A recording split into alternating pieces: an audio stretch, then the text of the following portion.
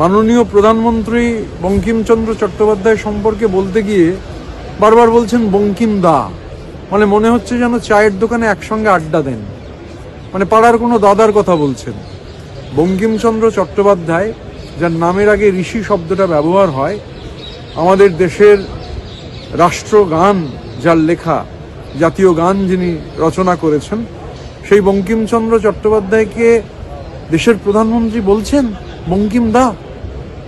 এবং মানে এক আশ্চর্য ঔদ্ধত্য যাকে বলা যায়, মানে বাংলার মনীষীদের। এবং যখন ধরিয়ে দেওয়া হলো আমাদের তৃণমূল কংগ্রেসের পক্ষ থেকে, যখন বলা হলো এটা বলা যায় না, তখনও যে বঙ্কিম বাবু, মানে আচ্ছা বঙ্কিম বাবু, মানে বঙ্কিম দা বলে ফেলেছেন, তারপর বঙ্কিম বাবু বলছেন। এই গোটা যে ঔদ্ধত্য, এই ঔদ্ধত্য কোনোভাবেই বাংলার মানুষ মেনে নেবেন না। এবং শুধু উনি নন, তারপরে দেখা গেল আরেকজন মন্ত্রী কেন্দ্রীয় সরকারের, তিনি এবার বলছেন বঙ্কিম দাস চ্যাটার্জি।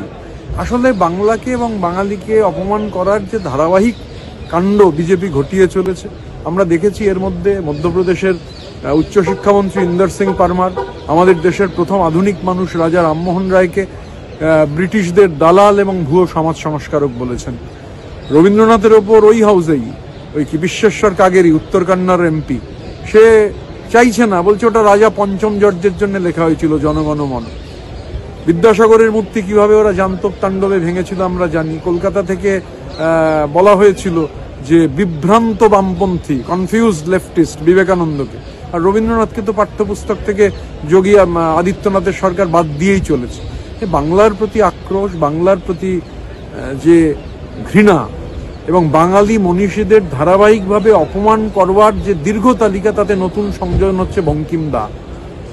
মানে গোটা বাংলাকে, বাংলার মানুষকে, দেশের মানুষকে আজকে মাননীয় প্রধানমন্ত্রী অপমান করলেন।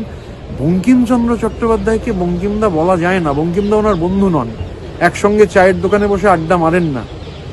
এ ঘটনার নিন্দা করবার কোনো ভাষা নেই।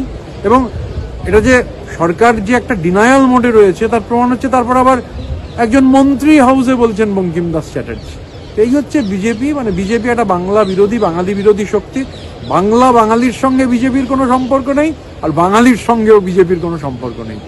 বিধানসভা ভোটের মমতা বন্দ্যোপাধ্যায় চতুর্থবার মুখ্যমন্ত্রী হওয়ার পর এটা আবার মানে জোরালোভাবে বাংলা প্রমাণ করে দেবে।